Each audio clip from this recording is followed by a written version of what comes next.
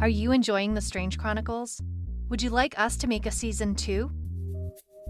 If so, please help us spread the word. Tell your friends, family, or anyone you think would love it. You can join our mailing list at thestrangechronicles.com or email us at info@thestrangechronicles.com. Please enjoy the show.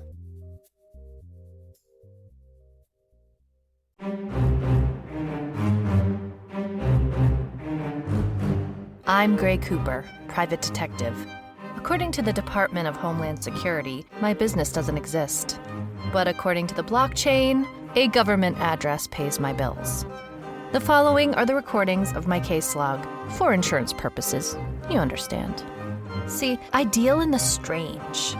The place where monsters and conspiracies dance. The kind of strange you're not quite sure is real or unreal. Officially, the following case did not happen. I told you nothing. Welcome to the Strange Chronicles.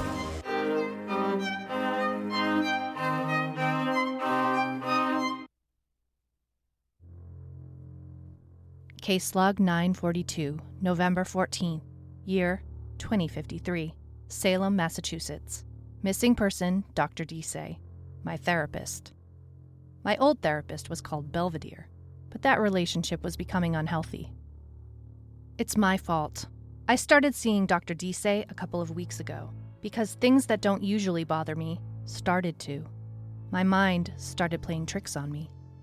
It started with all of this business with Joe Nebraska. I would say partner, but it's been pretty one-sided lately. For the past year, he slowly became absent from the detective business, absent from my life.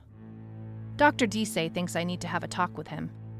But pinning him down for a talk is like pinning a diaper on a whizzing baby. Finally, after being MIA for weeks, Joe and I made arrangements to meet up for a drink.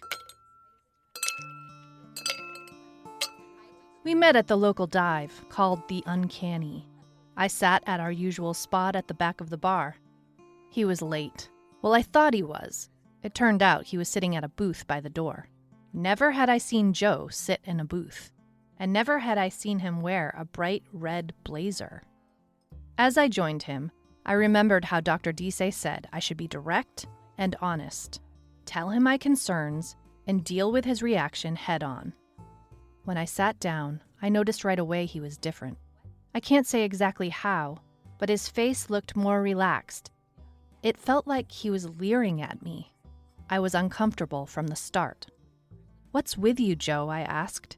He said, "What, with me? Gray baby?" Gray baby? He's got to be kidding around with me. Joe is smoking a cigar. "Joe, you can't smoke in here. Tobacco is illegal." "That's all right. Gotta run anyways," he said. I ogle the red jacket he's wearing in lieu of the old gray leather one he wore every single day of his life. "New style?" I asked. He said his old one was so old he should have left it in the last century. This is exactly the problem, good folks. Why was he behaving like this? Especially when I hadn't seen him in so long. He was so different. I thought he was dealing with family issues, but maybe it kicked off some sort of midlife crisis. I tried to breach the topic of our relationship and his strange behavior, but before I could, he leaned across the table, and I cannot tell you how unwelcome it was, but Joe planted a kiss straight on my mouth. I pushed him away, and he was already halfway out the door before he yelled over his shoulder, "See ya, toots." I was completely taken aback. What happened to Joe? My cool, clever, calm, left-hand man. I didn't know.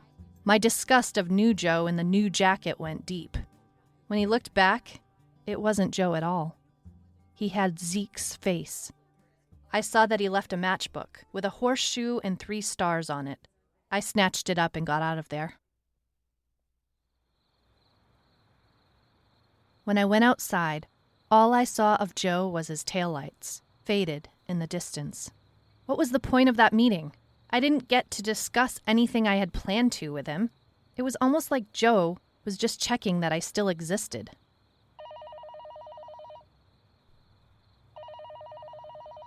I called Dr. Disay, but she didn't answer, which was odd because she told me to call her after our meetup. even if it was late. I checked my compu device. It was barely 7:30 p.m. Maybe she forgot. Let's go, Cooper, I tell myself. You're a GD supernatural detective. Sussing out mysteries just like this is your bread and maple butter. You aren't going to let anyone or anything get the jump on you. I reached into my pocket and gave a hard stare at the matchbook he'd left and felt the fog lift. A horseshoe and 3 stars. I knew this place. The Gunslinger. They sold leather shoes and boots the next town over. I talked to the manager at the Gunslinger. He remembered Red Jacket Joe all right. He recalled his encounter with him using mostly 4-letter words, and had no problem giving me all his personal information from a purchase he made from some new custom boots. The shipping address he provided was not Joe's. The thoughts of Zeke's face on Joe's body kept rattling around in my brain. It was no romantic comedy. It was looking more and more like a bloody horror flick. I suppose you might be wondering by now who this Zeke Lasulo fellow is. I haven't wanted to talk about it, much less put my thoughts on record, but Dr. Disay says I should stop holding things back so much. Zeke was an underlord. The underlord. Okay, I know it sounds bonkers, like the ravings of a fundamentalist conspirator, but it's true. He imprisoned my father for years, and Joe and I had to destroy him with the help of some ancient magic and some badass witches. You still with me? In the end, Zeke was vanquished. Gone. Like, stepped off the curb into a manhole to hell gone. He shouldn't be able to show up at the uncanny pretending to be Joe, but I swear I saw him with my own baby greens. Dr. Disay doesn't buy it. She thinks I'm projecting or something. Reliving a traumatic experience and reframing it as a fantastical story as some sort of coping mechanism. Because as far as the world knows, my father is a classified POW, held by redacted government assassins. Because that story holds up better than the truth? Kind of. Dr. Disay said there is light and dark, and when I'm falling too far one way, not to forget the other. Right. So when I'm dipping deeply into the dark, remember the light, and if everything is moonbeams and sunshine, to remind myself to enjoy it since the alternative is, not. Makes sense. She is wise, Dr. Disay. Anyway, she said I'm not crazy for seeing features of Zeke in Joe. Joe and I experienced that horror together, and his odd behavior might be his way of dealing with the stress from it. She wanted me to tell him about this, and how I feel, and tell him about my unresolved feelings about Zeke. I brought up the business card I'd found in the Alien book a few cases back, Mr. Lasulo's card. She said it's an unusual name, but it's likely a totally different person. She offered to be with me while I tried the number. I left the card at home, but said I'd bring it in next time. She thought I should consider some time off, and asked if I'd taken a vacation lately. I told her vacation was for the birds. Maybe she's right. My line of work was finally getting to me. I needed to make sure Joe was okay before any time off. He might have changed, but he was still my egg to crack.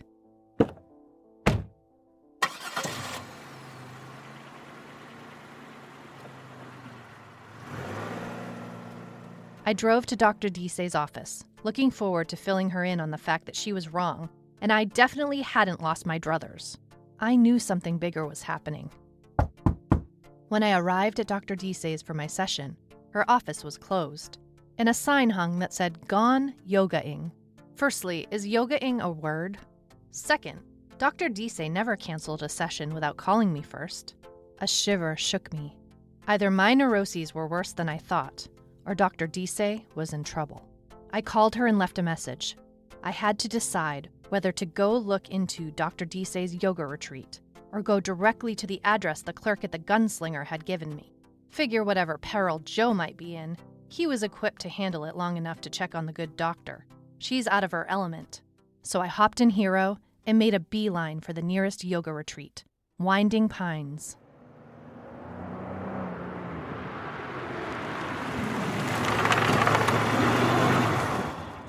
I pulled into the dirt parking area at Winding Pines and headed to the main office cabin.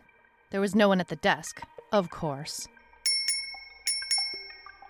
Wandered outside and followed a dirt path. There was a yoga class happening on a wooden platform. I scanned for Dr. Dise, but didn't see her. A man with a bun approached me and asked if I needed help. I told him I was looking for Dr. Dise. He said he didn't remember anyone of that name, but I could wait for the class to conclude and ask around. I thanked him and left for the cabins at the opposite side. Each cabin had a small square window on the door. I took a peek into the first one, empty. It's a little suspect that I'm snooping into random cabins, but a life was at stake. At the second one, I see Dr. Dise. She's in a robe, sweating. I think she's in distress. I try the door, but it's locked. I bang on the door. She looks surprised and comes to unlock it. I ask if she's okay and tell her I've come to help. The strong smell of cedar escapes the cabin, as she tells me she doesn't need help. She's concerned for me. She said she tried to call me but couldn't get through, so she left a note. I tell her they didn't have record of her stay, but she told me they only go by first names there. Alana. She checked in as Alana. I tell her I was concerned at her abrupt departure, and she explained that she forgot about the trip and that she really needed the break but couldn't reschedule it. I apologized when I realized I was wrong. She wasn't in danger at all. My embarrassment had me quickly turning to leave. On the drive to the address from the gunslinger, I started to doubt myself. What if this whole Zeke thing was in my head? What if Joe has his own thing going on? Am I cracking up? Just then, my compu device lit up. It was Joe. I braced myself, tapped the screen on my dash, and took the call. Hey Gray, it's me. I'm really sorry. I've been having some memory problems and I'm just missing whole days. Large chunks of time where I don't know where I was or what I was doing.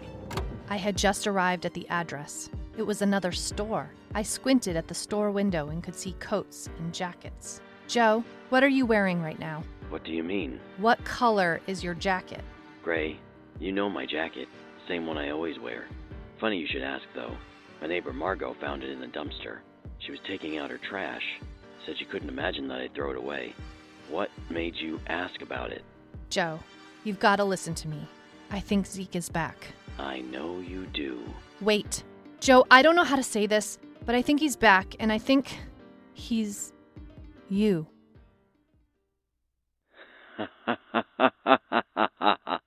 I'm going to help you, Joe. Don't let Zeke win. Joe doesn't live here anymore, Gracie. Stop.